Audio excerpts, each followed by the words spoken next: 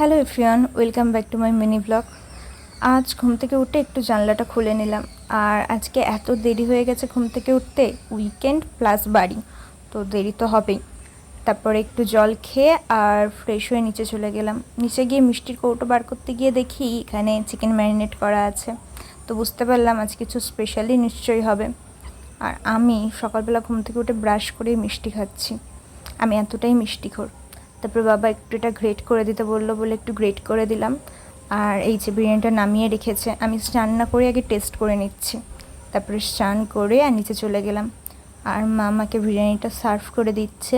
আর আজকের বিরিয়ানিটা বাবা বানিয়েছে আর খেতে দুর্দান্ত হয়েছিল। তার মধ্যে মামাকে আবার লেগ পিস দিয়েছে। হোস্টেলে তো আর এইসব লেগ পিস উইথ বিরিয়ানি খাওয়া হয় না, তাই আলাদা। আর এতটাই গরম পড়েছে যে এসি রুম ত্যাগ করে উপরে যাওয়ার আর ক্ষমতা হলো না। লাঞ্চটা একটু হেভি করেছিলাম বলে সন্ধ্যাবেলা শুধু একটা মাঞ্চি খেয়ে নিলাম। আম সাধারণত আমি খাই না, কিন্তু আজকে আম কেটেছে দেখে একটা আম নিয়েই নিলাম। আর মা খেতে বসে অনেক করে মিষ্টি খেতে বলছিল, আমার তখন ভাল লাগেনি, তাই পরে আমি মিষ্টিটা খেয়ে নিলাম। And that's it for today, and thank you for watching.